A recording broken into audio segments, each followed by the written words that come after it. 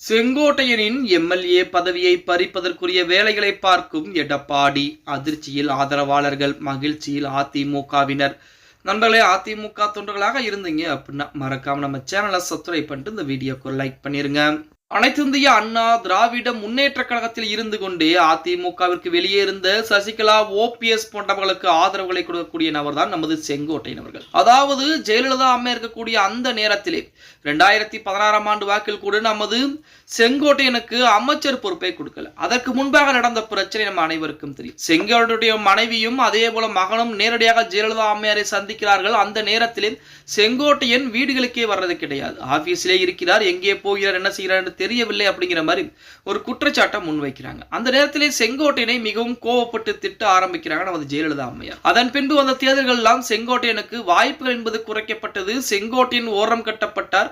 அதுலயும் குறிப்பாக அமைச்சர் பொறுப்புகள் கூட எதுவுமே செங்கோட்டையனுக்கு கொடுக்கல. ஜெயலலிதா அம்மையார் மறைவுக்கு பின்புதான் சசிகலா அம்மையாரின் மூலமாக செங்கோட்டையனுக்கு அமைச்சர் பொறுப்பு என்பது கொடுக்கப்பட்டது. அன்றிலிருந்து தொடரப்பட்ட நட்பு இன்று வரைக்கும் தொடர்ந்து கொண்டு கடைசியிலே இறுதியாக சசிகலா மட்டும்தான் எங்களுக்கு முக்கியம், அதிமுக முக்கியம் கிடையாது என செங்கோட்டையன் அவர்கள் பக்கம் தாவிவிட்டார். அதாவது அதிமுகவிற்கு துரோகம் செய்ய நினைப்பவர்கள், அதே போல அதிமுகவிற்கு துரோகம் நிலைத்தவர்கள், அதிமுகவை அழிக்க நினைத்தவர்கள் அனைவரும் எந்த நிலைமைக்கு ஆளாவார்கள் அப்படிங்கிற தகவல் நம்ம அனைவருக்கும் தெரிந்த ஒரு தகவல் தான். இப்படிப்பட்ட ஒரு சூழலில் நமது செங்கோட்டையனுடைய சட்டமன்ற உறுப்பினர் பதவியை பறிப்பதற்குரிய வேலைப்பாடுகளை எடப்பாடி பழனிசாமி தீவிரப்படுத்தி இருப்பதாக செய்திகள் என்பது வெளியாகி இருக்கிறது.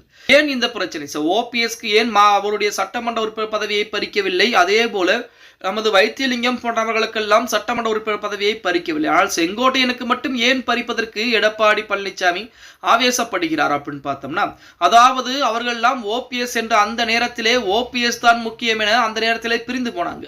ஆனால் செங்கோட்டையன் இத்தனை ஆண்டுகளாக அதிமுகவிலே இருந்து கொண்டு அவர்கள் அணியிலே இணைந்திருக்கிறார். அது மட்டுமல்லாமல் இவரை பார்த்து மற்ற நபர்களும் கெடுவதற்கு வாய்ப்புகள் என்பது இருக்கிறது.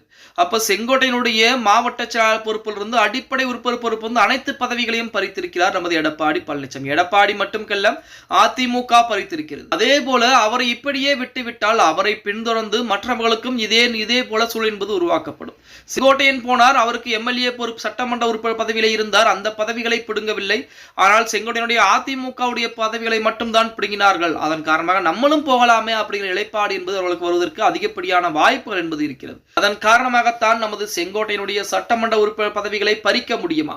இன்னும் தேர்தல் வருவதற்கு 6 மாத காலங்கள் தான் இருக்கிறது. அதற்கு முன்பாக இந்த வேலைப்பாடுகள் எல்லாம் செய்ய முடியுமா அப்படிங்கிற மாதிரிலாம் எடப்பாடி பழனிசாமி தற்போது தீவிர ஆலோசனை என்பது செய்து கொண்டிருப்பதாக செய்திகள் என்பது வெளியாகி கொண்டிருக்கிறது அப்படின்னு கூட சொல்லலாம். பார்க்கலாம், செங்கோட்டையன் அதிமுக விட்டு வெளியேறியது சற்று மோசமான ஒரு சூழ்நிலையாக இருந்தாலுமே அதிமுக 2026 சட்டமன்ற தேர்தலிலே வெற்றி பெறுவதற்கு வாய்ப்புகள் என்பது இருக்கிறதா இல்லையா அப்படிங்கிறது கீழே கமெண்ட் பாக்ஸ்ல மறக்காம பதிவு பண்ணுங்க. ஓகே, வீடியோ பிடிச்சிருந்தா மறக்காம லைக் அண்ட் சப்ஸ்கிரைப் பண்ணிருங்க.